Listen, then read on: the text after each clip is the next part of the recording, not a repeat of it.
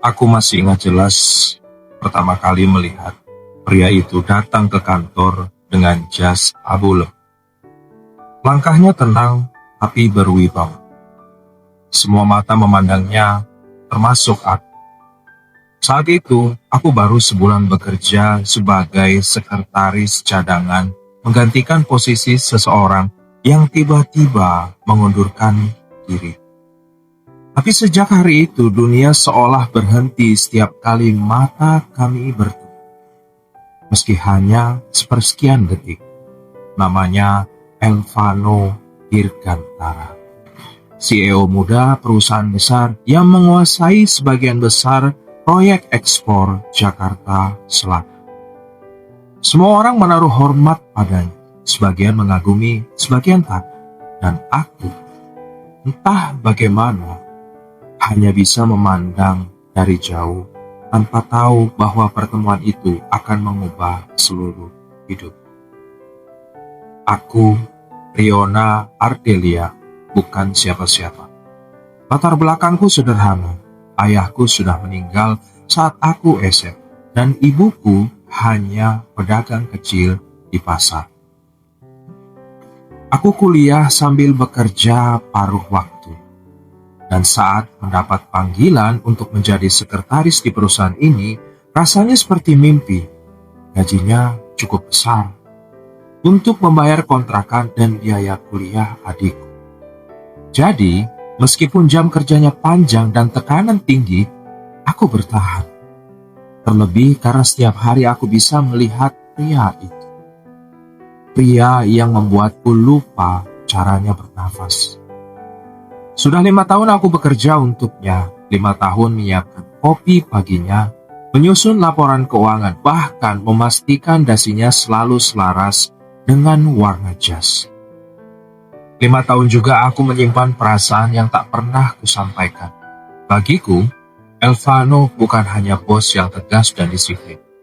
Dia seseorang yang mampu menatap dengan cara yang membuatku merasa dilihat. Sekalipun mungkin sebenarnya tidak. Setiap kali dia memanggil namaku, jantungku berdetak lebih cepat dari biasanya. Riona, rapat jam 10. Siapkan proposal. Selalu begitu, suaranya datar. Tapi entah kenapa ada sesuatu di balik nada dinginnya yang menenangkan. Dia jarang tersenyum, tapi ketika sesekali bibirnya melengkung, seluruh ruangan seolah berubah lebih terang. Aku tahu posisiku, aku tahu siapa aku. Sekretarisnya, bukan seseorang yang pantas dicintai oleh. Tapi hati manusia seringkali tak bisa dikenali, bukan? Aku tahu itu bodoh, tapi setiap kali dia memuji pekerjaanku, sekecil apapun, aku menyimpannya dalam hati, seperti hadiah berharga. Suatu pagi, aku mengantarkan berkas ke ruangannya. Saat pintu terbuka, kulihat dia duduk sambil menatap sebuah foto di meja kerjanya. Wajahnya tenang, tapi matanya seolah menyimpan sesuatu yang berat. Masuk saja, katanya tanpa menoleh. Aku melangkah pelan, meletakkan map di depannya. Ini laporan ekspor bulan lalu, Pak. Dia mengangguk. Dia berkata pelan, kamu tahu, kadang aku iri sama orang-orang di luar sana. Aku menatapnya bingung. Iri kenapa, Pak? Dia tersenyum tipis. Mereka bisa tertawa tanpa harus berpikir apakah besok masih bisa bertahan. Ada sesuatu di balik ucapan, lelah yang dalam. Seolah ia membawa beban yang tak terlihat oleh siapapun. Saat itu aku ingin bertanya lebih jauh, tapi aku tahu batasan. Aku hanya menunduk dan menjawab, kalau Bapak lelah, istirahatlah sebentar. Dunia tidak akan hancur karena Bapak berhenti 5 menit. Dia tertawa pelan. Kamu ya, selalu bicara seolah dunia ini sederhana. Aku tersenyum. Kalau dipikir rumit terus, nanti malah makin capek, Pak. Dia tak menjawab, hanya menatapku lama, terlalu lama sampai aku menunduk dengan gugup. Hari-hari berlalu dengan rutinitas yang sama hingga suatu pagi yang tak akan pernah kulupa. Saat rapat mingguan, Elvano datang bersama seorang wanita cantik yang menemani. Wanita itu berdiri di sampingnya dengan percaya diri. "Teman-teman," katanya tenang, "izinkan saya memperkenalkan seseorang. Ini Alessa Widyasari, calon istri saya." Kalimat itu seperti palu yang menghantam dadaku. Semua orang langsung bertepuk tangan, memberi selamat dengan wajah bahagia. Aku ikut tersenyum, memaksakan diri berdiri dan mengucapkan, "Selamat ya Pak." Dia menatapku sekilas, senyumnya tenang tapi asing. Aku tak tahu kenapa, tapi di balik wajahnya yang bahagia, aku sempat melihat kilatan aneh di matanya, seperti sesuatu yang dipaksa. Tapi mungkin aku hanya berhalusinasi. Malamnya, aku pulang ke apartemen dan menangis dalam. Aku bukan siapa-siapa. Tapi entah kenapa rasanya seperti kehilangan sesuatu yang seharusnya tak pernah kumiliki. Setiap kali membayangkan mereka berjalan berdampingan, mengenakan cincin yang sama, jantungku seperti diremas dari dalam. Tapi hidup harus tetap berjalan, bukan?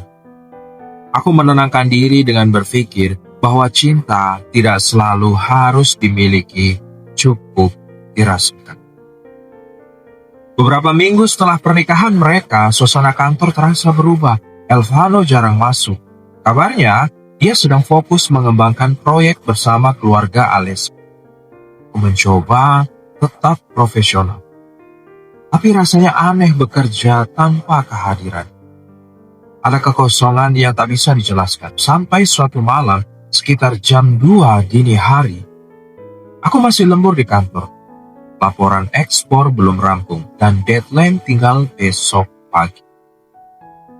Saat semua lampu lantai sudah padam, hanya ruanganku yang masih terang. Aku menatap layar laptop dengan mata lelah. Ketika pintu tiba-tiba terbuka, aku sontak. Pak Alvano. Dia berdiri di ambang pintu dengan wajah pucat. Jasnya kusut, dasinya longgar, seolah baru saja pulang dari neraka. "Kenapa kamu masih di sini?" Suaranya sedih. "Ada laporan yang belum selesai, Pak," jawabku. Dia melangkah masuk pelan, menatapku lama. "Kalau aku bilang, aku iri dengan." "Apa kamu percaya?" katanya tiba-tiba. Aku menatapnya bingung. "Iri? Pada saya, Pak?" "Iya," suaranya berat. "Kamu terlihat tenang, sementara aku bahkan tak mengenal orang yang tidur di ranjangku sekarang." Kata-katanya membuatku membeku. Ada luka dalam nada suaranya. Luka yang nyata, aku tak tahu harus berkata apa. "Mungkin Bapak cuma lelah," ucapku pahit. Dia tersenyum samar. "Kalau kamu selalu bisa menenangkan orang lain, ya Riona. Tapi pernahkah kamu menenangkan dirimu sendiri?"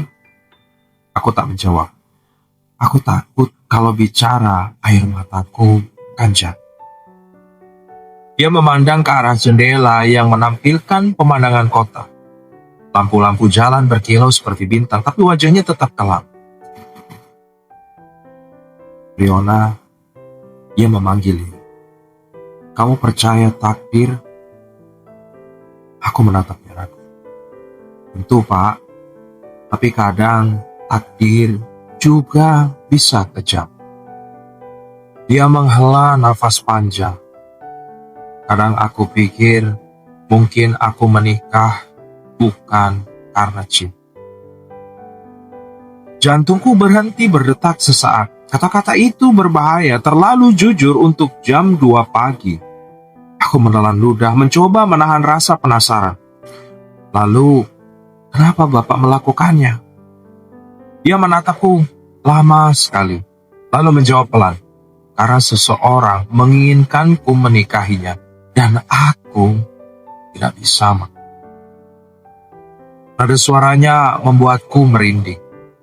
Siapa yang menginginkan? Tanyaku hampir berbisik. Dia tersenyum tipis, tapi matanya tak ikut tersenyum. Dunia ini nggak sesederhana itu, Riona. Kadang cinta juga bisa jadi alat untuk menyembunyikan sesuatu. Hening, hanya suara hujan yang mulai turun di luar jendela. Aku tak berani bertanya lebih jauh. Dia melangkah menuju pintu, tapi sebelum keluar, dia menoleh dan berkata, "Kalau aku tiba-tiba menghilang suatu hari nanti, jangan percaya berita yang kamu baca." Aku terpaku. Menghilang? Maksud Bapak apa? Dia tak menjawab, hanya menatapku dengan pandangan yang sulit diartikan. Terima kasih sudah bertahan selama ini, Riona. Kamu satu-satunya orang yang masih jujur di sekeliling. Setelah itu ia pergi, langkahnya pelan, tapi meninggalkan getaran aneh di dadaku. Malam itu aku tak bisa tidur. Kalimat terakhirnya berputar terus di kepalaku. Jangan percaya berita yang kamu baca. Keesokan paginya, suasana kantor riuh. Semua orang membicarakan sesuatu. Saat aku tiba, Nadia, rekan kerjaku langsung menghampiri. "Riona, kamu tahu nggak? Bos kita tadi malam hampir kecelakaan di tol." Aku terkejut. "Apa?" "Iya, katanya mobilnya oleng karena remnya blok. Untung nggak apa-apa, tapi mobilnya rusak parah." Aku menatap layar ponselku, menatap berita online yang menampilkan foto mobil hitam ringsek di pinggir jalan. Dan di bawah foto itu tertulis nama Elvano Dirgantara, CEO muda selamat dari kecelakaan tunggal. Tanganku gemetar. Malam tadi dia menemuiku dengan wajah lelah dan kata-kata aneh tentang pernikahan, tentang takdir, tentang seseorang yang memaksanya menikah. Apakah itu hanya kebetulan? Atau memang ada sesuatu yang lebih besar dari sekedar kelelahan seorang suami baru? Sepanjang hari, pikiranku tak tenang. Aku mencoba bekerja seperti biasa, tapi tatapan mata Elvano semalam tak hilang dari ingatanku. Di antara semua rahasia yang ia simpan di balik senyum dindingnya, aku merasa ada sesuatu yang lebih gelap. Sesuatu yang mungkin bisa menghancurkan segalanya. Malamnya sebelum aku pulang, aku memberanikan diri masuk ke ruangannya. Lampunya sudah padam, tapi meja kerjanya masih berantakan, seolah ia pergi tergesa-gesa. Di sudut meja ada amplop putih setengah terbuka. Aku tak bermaksud mengintip, tapi mataku tertuju pada selembar foto di dalamnya. Foto Elvano dan Alessa sedang berpose di pesta pernikahan. Tapi anehnya, ada seseorang lain di belakang mereka. Seorang pria dengan wajah sebagian tertutup bayangan, menatap langsung ke arah kamera. Aku tak mengenal pria itu, tapi di balik foto itu ada tulisan tangan. Jangan sampai dia tahu kebenarannya. Jantungku berdegup kencang. Aku tak tahu siapa yang menulisnya, tapi aku tahu satu hal. Malam itu, rasa cintaku berubah menjadi rasa takut. Dan entah kenapa, aku merasa apapun yang terjadi selanjutnya akan lagi sama. Hari-hari setelah malam itu benar-benar terasa berbeda. Aku bisa merasakan perubahan yang halus tapi nyata. Dari caranya memandangku, tatapan yang dulu dingin kini mengandung sesuatu yang sulit dijelaskan. Kadang aku pura-pura tak sadar, kadang aku pura-pura sibuk dengan berkas hanya untuk menyembunyikan degup jantungku yang makin tak teratur. Elvano mulai sering muncul tanpa alasan. Kadang hanya untuk menanyakan hal sepele yang sebenarnya bisa ditanyakan lewat pesan singkat. Kadang hanya duduk di ruanganku menatap keluar jendela diam, tapi cukup lama untuk membuat udara di antara kami terasa tebal. Aku mencoba menjaga jarak. Setiap kali ia mendekat, aku merasa ada dinding tipis di antara kewarasan dan keinginan perlahan runtuh. Aku tahu batasanku. Aku tahu siapa aku, tapi setiap kali suaranya terdengar pelan menyebut namaku, semua logika seolah berhenti bekerja. Suatu sore, hujan turun deras. Gedung kantor mulai kosong, lampu-lampu di koridor meredup. Hanya ruanganku dan ruang direktur yang masih menyala. Aku masih di depan komputer menyelesaikan laporan keuangan bulan lalu. Tiba-tiba, pintu terbuka pelan. Masih kerja? Suaranya berat tapi tenang. Aku mendongak dan melihat berdiri di ambang pintu dengan jas basah sebagian. "Hujan di luar deras sekali," katanya sambil tersenyum kecil. Aku menunduk sedikit. "Iya, Pak. Saya mau selesaikan laporan ini biar besok gak numpuk." Dia mendekat, duduk di kursi di depan mejaku.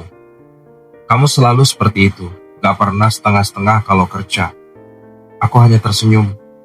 "Saya cuma berusaha gak mengecewakan, Pak." Dia menatapku cukup lama, lalu berkata pelan, "Riona, kamu tahu gak? Kadang aku berharap kamu yang kutemui dulu, bukan dia." Kalimat itu seperti petir yang jatuh tanpa suara. Tanganku refleks berhenti di atas keyboard. Aku menatapnya bingung. Bingung harus menjawab apa. "Pak, jangan bicara begitu," kataku pelan. Dia tersenyum pahit. "Aku tahu ini salah. Tapi entah kenapa di dekat kamu semuanya terasa lebih ringan. Seolah aku bisa bernafas lagi." Aku menunduk. Suara hujan di luar semakin deras, seolah menutupi detak jantungku yang berdegup tak karuan. "Mungkin Bapak cuma butuh teman bicara," kataku mencoba tenang. "Bukan teman bicara," katanya cepat. "Aku butuh seseorang yang mengerti. Dan selama ini, cuma kamu yang bisa." Aku terpaku. Hujan berhenti. Tapi udara di ruanganku justru terasa semakin berat. Pandangannya tak lepas dari mataku dan untuk pertama kalinya aku melihat pria itu rapuh. Kehilangan arah dan entah kenapa aku ingin memeluknya, menenangkannya. Tapi aku tahu, begitu aku melangkah satu langkah ke depan, semuanya akan berakhir. Hari itu menjadi titik balik. Setelahnya, semua jadi berbeda.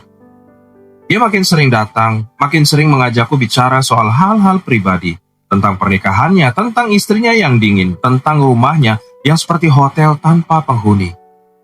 Dan aku bodoh karena mendengarkan. Aku tahu aku seharusnya berhenti, tapi aku tak bisa. Aku mulai terbiasa dengan suaranya, perhatiannya, bahkan dengan pesan singkatnya di tengah malam yang hanya berisi, "Kamu udah tidur?" Tapi tidak semua mata di kantor buta. Beberapa minggu kemudian, bisik-bisik mulai terdengar. Ada yang menatapku dengan pandangan sinis, ada yang berbisik di belakangku saat aku lewat. "Awas saja, jangan sampai jadi kayak sekretaris yang satu itu." Katanya bos sering mampir ke ruangannya malam-malam.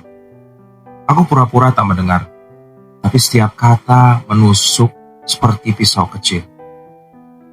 Yang paling menyakitkan saat seorang menulis di papan pantry, "Hati-hati, jangan ambil suami orang." Tulisan itu dihapus HR keesokan paginya, tapi lukanya tetap tertinggal. Suatu pagi, aku datang lebih awal dari biasanya. Elvano sudah di ruangan, duduk dengan wajah tegang. "Pak," panggilku pelan. Dia menatapku lalu berkata, "Kamu dengar gosip di kantor?" Aku menunduk. "Iya, Pak. Tapi saya nggak pernah." Aku menunduk. Dia memotong cepat. "Aku tahu. Kamu nggak salah. Tapi biarkan saja. Aku nggak peduli." Aku menatapnya tak percaya. "Tapi nama Bapak bisa jadi buruk. Apalagi Bapak sudah menikah." Dia bangkit berdiri menatapku lurus. "Aku lebih takut kehilangan kamu daripada kehilangan reputasi, Riona." Aku terdiam. Kalimat itu seperti racun yang manis, sekali masuk sulit dikeluarkan. Beberapa hari kemudian sesuatu terjadi. Istrinya, Alessa, datang ke kantor. Aku tak tahu siapa yang memberitahunya, tapi dia datang dengan senyum dingin dan langkah yang penuh percaya diri. "Jadi ini ya, sekretaris yang selalu diceritakan suamiku," katanya dengan suara lembut tapi tajam seperti pisau. Aku berdiri gugup. "Saya hanya bekerja, Bu." Dia tertawa kecil. "Oh, tentu. Semua wanita bilang begitu. Sebelum akhirnya mengambil apa yang bukan miliknya." Aku menunduk, menahan air mata. "Saya tidak bermaksud begitu, Bu." Dia mendekat, berbisik di telingaku. "Jangan lupa, Riona. Semua yang naik karena belas kasihan bisa jatuh karena kebencian." Aku tak menjawab. Tapi ucapan itu membekas lama di kepalaku. Tak lama setelah itu, pertengkaran besar terdengar dari ruang rapat. Suara Elvano meninggi, diikuti suara tangis Alessa. Semua karyawan menunduk berpura-pura sibuk, tapi aku tahu mereka semua mendengarnya. Ketika pintu dibuka, Alisa keluar dengan mata merah dan tatapan penuh kebencian ke arahku, sementara Elvano berdiri diam di dalam ruangan, memejamkan mata, seolah tak tahu apa yang baru saja ia hancurkan. Setelah kejadian itu, suasana di kantor jadi mencekam. Beberapa orang yang dulu akrab denganku mulai menjaga jarak. Ada juga yang berani terang-terangan menyindir. Aku mencoba bertahan. Tapi di dalam hati, aku tahu sesuatu sedang menuju ke arah yang salah. Sampai malam itu tiba, teleponku berdering pukul 11 malam, nomor tak dikenal. Ini Riona Ardelia. Suara di seberang terdengar tergesa. Ya benar. Mohon datang ke rumah sakit Wijaya Kusuma secepatnya. Kami butuh keterangan Anda terkait kecelakaan yang melibatkan Nyonya Alessia Widyasari. Tubuhku langsung kaku. Apa maksudnya? Beliau meninggal di tempat dan berdasarkan laporan saksi, Anda adalah orang terakhir yang ditemui sebelum kejadian. Dunia seolah berhenti berputar. Telepon hampir terlepas dari tanganku. Aku bahkan tak tahu harus berkata apa. 1 jam kemudian, aku sudah di rumah sakit, duduk di kursi bersih di depan kamar jenazah. Bau antiseptik menusuk hidung, bercampur aroma dingin yang membuat perutku mual. Seorang polisi menghampiri. Nona Riona, kami hanya ingin memastikan beberapa hal. Anda bertemu almarhumah malam ini? Aku mengangguk pelan. Iya, dia datang ke apartemen saya. Katanya ingin bicara. Bicara tentang apa? Aku menunduk. Tentang suaminya. Polisi itu saling bertukar pandangan dengan rekannya. Kami menemukan pesan di ponsel almarhumah dikirim ke Anda 1 jam sebelum kecelakaan. Isinya, kalau kamu masih berani lihat wajahku setelah ini, aku pastikan hidupmu juga hancur. Aku terpaku. Pesan itu memang masuk, tapi aku belum sempat membukanya. Jadi maksud Anda, saya dicurigai? Tanyaku nyaris tak bersuara. Kami hanya perlu memastikan urutan waktunya. Jawab polisi itu tenang. Tapi aku bisa merasakan sesuatu di balik nadanya. Saat aku keluar dari ruangan pemeriksaan, beberapa wartawan sudah berdiri di depan rumah sakit. Blitz, kamera menyilaukan mataku. Benar, Anda orang yang terakhir bertemu Alessia. Benar, Anda selingkuhan CEO Elvano. Apakah Anda tahu motif kecelakaan itu? Aku berlari keluar, menutupi wajah dengan tangan. Di kepalaku hanya satu hal terngiang, nama Elvano. Apa yang sebenarnya terjadi malam itu? Kenapa Alessia datang ke apartemenku dengan wajah penuh amarah tapi meninggalkan rumah sakit dalam keadaan tak bernyawa? Ketika akhirnya aku tiba di rumah, aku menemukan sesuatu di depan pintu, sebuah amplop hitam tanpa nama. Di dalamnya hanya ada satu foto aku dan Elvano di ruanganku. Tersenyum saat membahas dokumen. Tapi yang membuatku merinding adalah tulisan kecil di bawahnya. Semua yang kamu cintai akan membayar. Aku memeluk diri sendiri, gemetar. Entah siapa yang mengirim foto itu. Tapi malam itu aku sadar, kematian Alessia bukan sekedar kecelakaan. Ada sesuatu yang lebih kelam tersembunyi di baliknya. Sesuatu yang akan menyeretku lebih dalam lagi ke dunia yang tak pernah kuminta untuk dimasuki. Dan entah kenapa, jauh di lubuk hatiku aku mulai curiga bahwa orang yang paling ingin kulindungi justru bisa jadi orang yang selama ini menyembunyikan kebenaran dariku. Aku dipanggil polisi lagi pagi itu. Suasana ruang interogasi dingin, temaram, dan seolah menelan semua suara selain detak jantungku sendiri. Di depan meja duduk 2 penyidik dengan ekspresi serius. Salah satunya membuka map berisi tumpukan berkas tebal dan berkata, Nona Riona, kami hanya ingin kejelasan. Mengapa Anda berada di tempat kejadian 1 jam sebelum kecelakaan? Aku menelan ludah, tanganku dingin. Saya tidak berada di tempat kejadian, saya di rumah. Alessa datang ke apartemen saya. Setelah itu dia pergi, itu saja. Penyidik yang lain menatapku tajam, tapi CCTV gedung menunjukkan Anda keluar menggunakan mobil pukul 10:12 malam. Kecelakaan terjadi 10:40. Aku memejamkan mata, berusaha mengingat. Ya, malam itu aku memang keluar, tapi bukan untuk mengikutinya. Saya cuma beli obat, kataku gemetar. Saya pusing dan apotek dekat gedung tutup, jadi saya pergi agak jauh. Mereka saling pandang, lalu yang satu menulis sesuatu di kertas. Aku bisa merasakan tatapan curiga menusuk dari balik kacamatanya.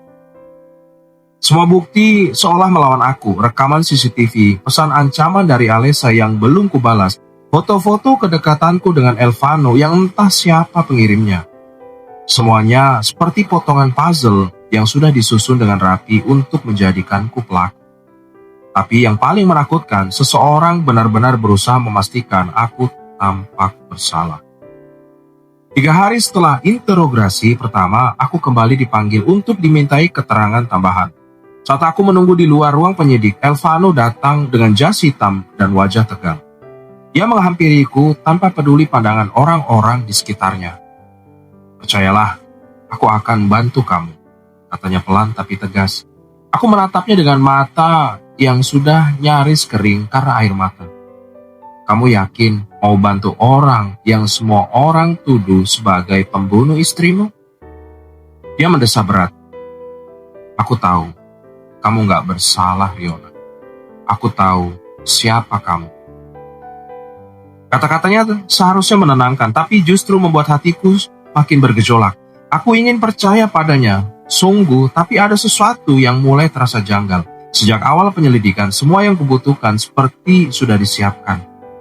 Pengacara yang tiba-tiba muncul atas rekomendasinya, dokumen pembelaan yang sudah lengkap, bahkan sebelum aku sempat bicara banyak.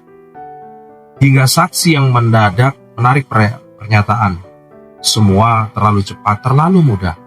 Suatu malam aku memutuskan untuk pergi sendiri ke rumah Elvano tanpa memberitahu siapapun. Aku ingin mendengar penjelasan langsung darinya. Rumahnya sepi, hanya cahaya lampu ruang tamu yang menyala. Aku mengetuk pelan. Tak lama kemudian, dia muncul dengan wajah lelah, tapi masih menawan, seperti biasa. Kamu nekat datang ke sini, katanya lirih. Aku harus tahu kebenaran, balasku, tentang aku, tentang Alessa, tentang semua ini.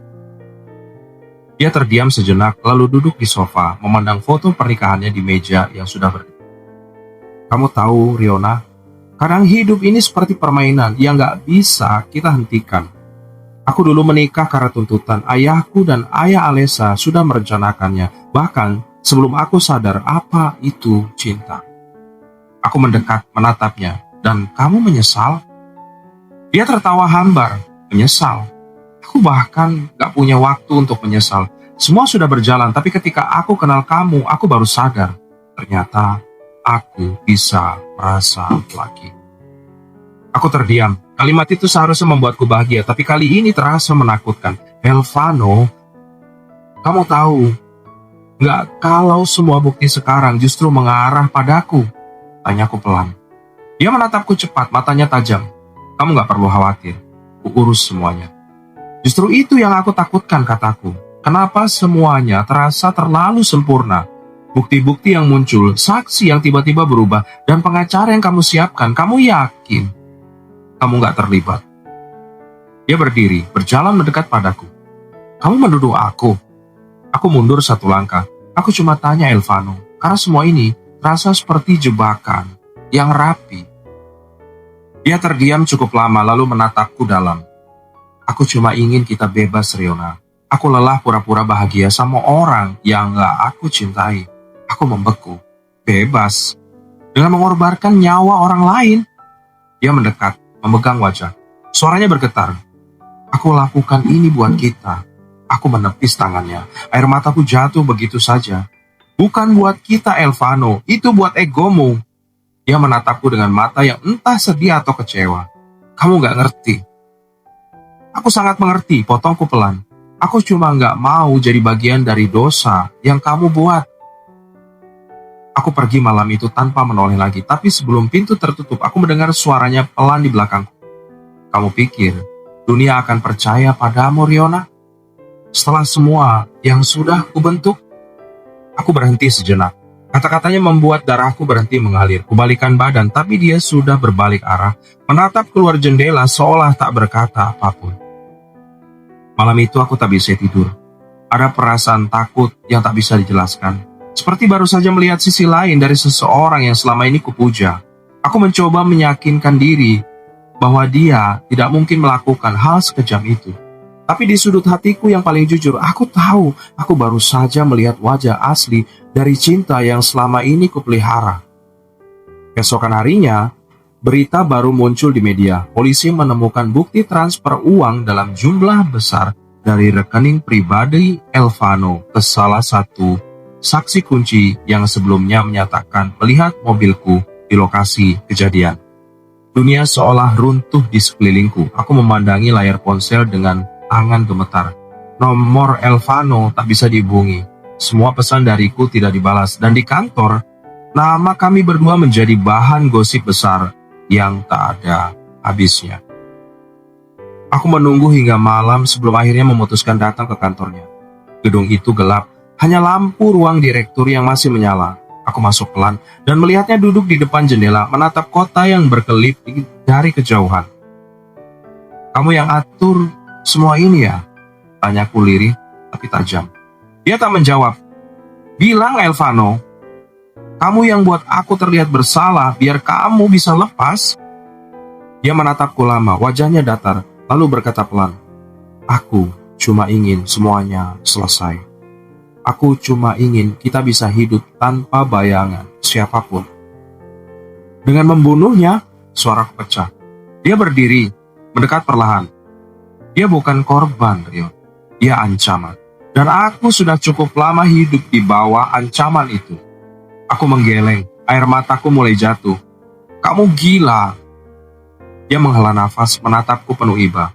Aku lakukan ini buat kita. Aku menatapnya tajam. Bukan buat kita, Elvano, itu buat egomu. Dia terdiam, lalu tersenyum samar. Kalau bukan aku yang melakukannya, dia yang akan menghancurkan kita. Aku menggeleng lagi, menatap wajahnya yang tak lagi kukenal. Kamu bukan orang yang dulu, yang aku kenal. Kamu bukan pria yang aku cintai. Dia menatapku dalam-dalam. Tapi kamu masih mencintaiku kan? Katanya pelan. Aku menatapnya dengan air mata yang terus mengalir. Tidak setelah aku tahu kamu membunuh demi cinta. Aku berbalik dan melangkah pergi. Tapi sebelum sempat aku di pintu, dia berkata, kamu pikir polisi akan percaya kalau aku pelakunya? Semua bukti sudah kuatur dengan sempurna. Kamu sudah jadi tokoh utamanya, Riona. Aku berhenti, nafasku memburu. Apa maksudmu? Dia mendekat, berbisik di telingaku.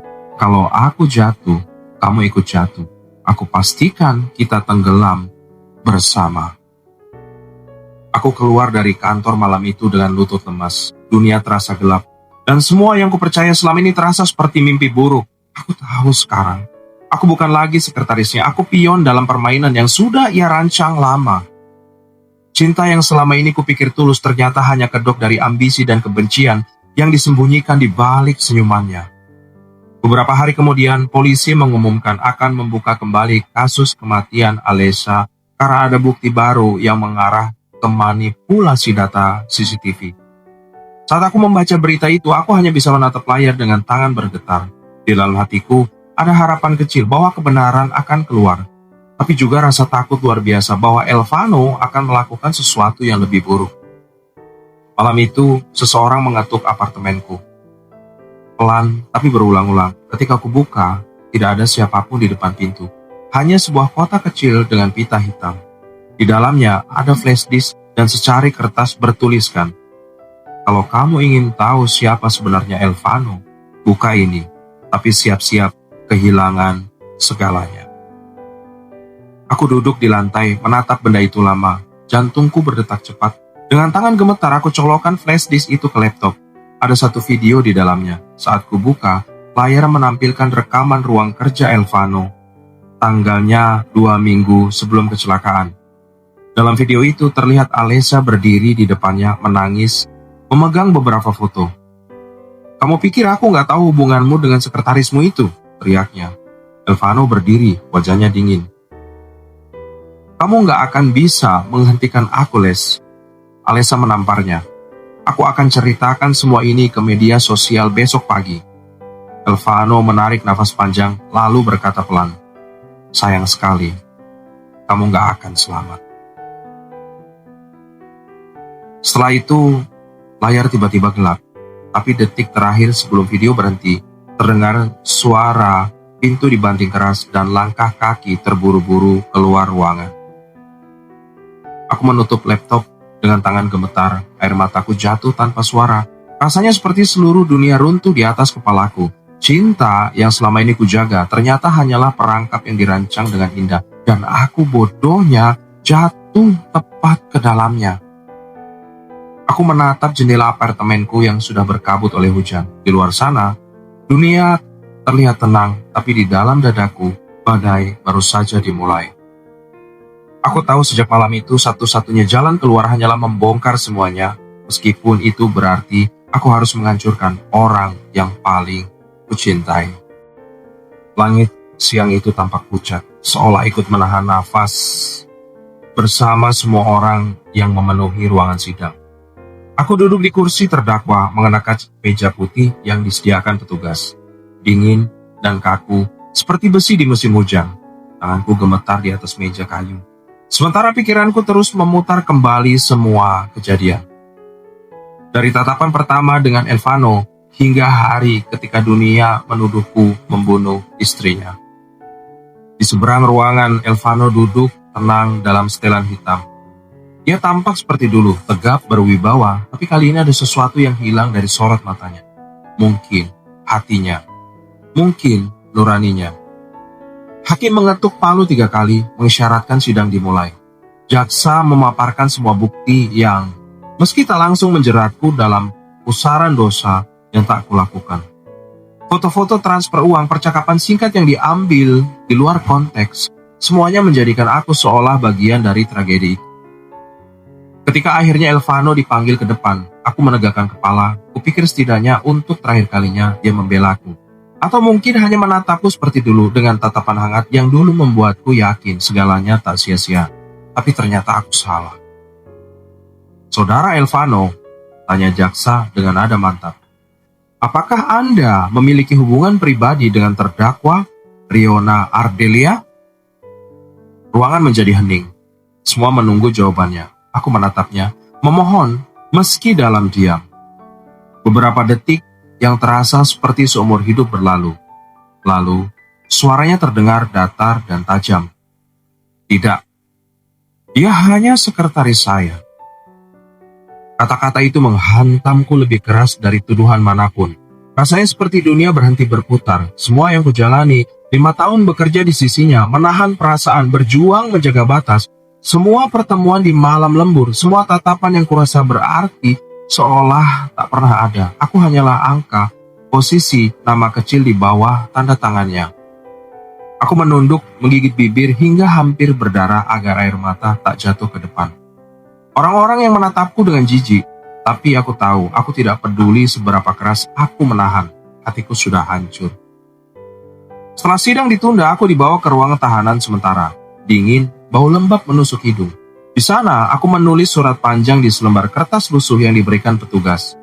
Tinta bolpoinnya menari dengan gemetar, tapi setiap kata terasa seperti nafas terakhirku yang tertinggal. Untuk pria yang kucintai diam-diam, terima kasih karena sudah membuatku tahu bahwa cinta tidak selalu indah. Kadang cinta adalah ujian paling menyakitkan yang Tuhan berikan. Aku menyerahkan diri bukan karena aku salah, tapi karena aku ingin kamu menyesal seumur hidup. Keesokan harinya, aku memutuskan menyerahkan diri sepenuhnya. Aku menandatangani surat pengakuan bahwa aku mengetahui sebagian dari kebohongan Elvano. Bahwa aku menutupi bukti-bukti yang seharusnya kuberikan ke polisi. Padahal, aku melakukannya bukan karena takut, tapi karena waktu itu aku masih mencintainya. Cinta yang akhirnya menjerumuskanku ke lubang paling gelap dalam hidupku. Berita itu langsung meledak di media. Nama Riona Ardelia memenuhi headline portal berita, televisi, hingga media sosial. Sekretaris cantik, akui tutupi bukti pembunuhan istri bos. Drama cinta terlarang berujung penjara. Aku tak lagi menangis, mungkin karena air mataku sudah habis, atau karena aku sudah berhenti berharap seseorang akan membelaku. Elvano tidak datang lagi, tidak ke penjara, tidak ke sidang, tidak kemanapun. Dia hilang seperti mimpi buruk yang tertinggal setelah subuh. 3 tahun berlalu, aku bebas bersyarat, hidupku berubah total. Aku bekerja di toko bunga kecil milik seorang wanita tua di pinggir kota. Uangku pas-pasan, tapi cukup untuk makan dan menyewa kamar kecil di atas toko. Tidak ada lagi ruang rapat megah, tidak ada lagi setelan jas, tidak ada lagi suara, "Riona, tolong buatkan jadwal saya." Yang ada hanya suara guntingan memotong batang mawar dan aroma lembut bunga yang mengisi udara. Aku pikir semua sudah berakhir sampai hari itu datang. Sore itu langit mendung, aku sedang menyusun buket untuk pelanggan tetap. Seorang anak kecil datang membawa setangkai mawar putih yang dibungkus rapi. Ia menatapku malu-malu. "Bu Riona, ini dari seseorang di mobil hitam itu," katanya sambil menunjuk keluar. Aku menoleh, dan jantungku seketika berhenti berdetak. Di seberang jalan, di dalam mobil hitam sederhana, duduk seorang pria dengan wajah separuh tertutup luka bakar. Tapi aku tahu persis siapa dia. "Elvano," bisikku pelan. Aku berjalan mendekat, kakinya tak bisa bergerak. Dia duduk di kursi roda dengan tangan gemetar, tapi mata itu masih sama seperti dulu, hangat sekaligus menyakitkan. "Aku nggak menyangka kamu masih hidup," ucapku akhirnya. Dia tersenyum samar. "Aku nggak pantas mati dengan tenang, Riona." Aku hanya diam.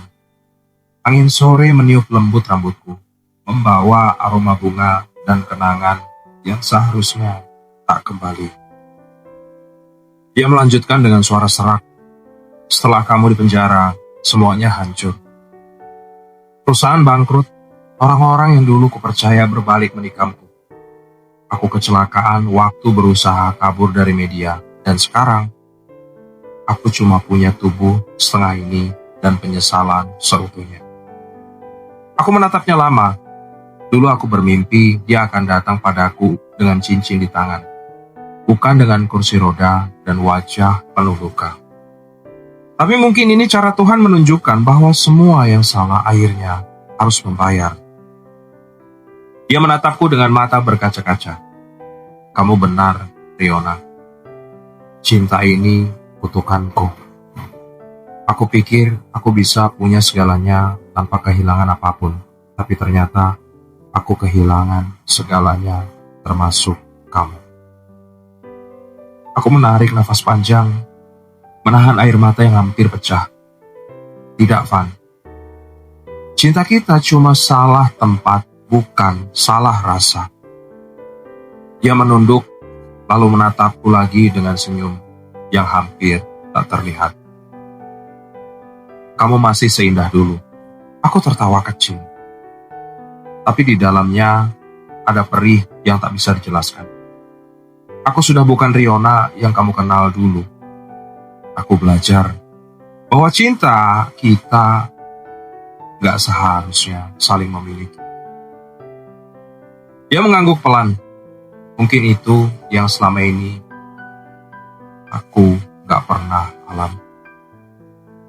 Angin sore makin dingin, jalannya mulai sepi. Dia memegang mawar putih di pangkuan, lalu mengulurkan tangannya ke arahku. Aku mau minta maaf, tapi aku tahu gak akan cukup. Aku menggenggam tangannya sebentar lalu melepaskannya. "Kamu gak perlu minta maaf, Van.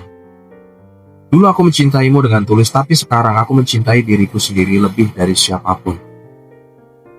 Dia meneteskan air mata, tanpa kata ia meminta sopirnya mendorong kursi rodanya pergi. Aku hanya berdiri di sana melihat punggungnya menjauh perlahan hingga mobil hitam itu hilang di tikungan. Untuk pertama kalinya dalam hidupku, aku bisa tersenyum tanpa rasa bersalah. Bukan karena dia datang menyesal, tapi karena aku akhirnya tahu caranya memaafkan. Malamnya aku menatap mawar putih yang ia tinggalkan di meja kasir. Kelopaknya mulai layu, tapi masih wangi. Di tangkainya ada secari kertas kecil bertuliskan tangannya yang dulu kukenal sangat baik. Riona, kalau cinta adalah dosa, biar aku menanggung hukumannya sampai mati. Aku menutup mata, tersenyum pahit, karena sekarang aku tahu. Beberapa cinta memang diciptakan bukan untuk dimiliki, tapi untuk dikenang. Dan aku tak lagi menyesal. Karena dari cinta yang salah aku belajar mencintai dengan benar. Di luar, hujan turun pelan. Butiran airnya jatuh di kaca toko bunga, membentuk jejak yang lambat. Tapi pasti menghapus debu lama. Sama seperti aku yang akhirnya bisa menghapus masa lalu dan melangkah tanpa beban. Cinta kami berakhir di pengadilan, tapi pengampunan lahir dari hati. Dan itulah akhir dari kisah kami. Kisah seorang sekretaris yang mencintai bosnya diam-diam, tapi akhirnya menemukan arti cinta sejati bukan dari seseorang, melainkan dari dirinya sendiri.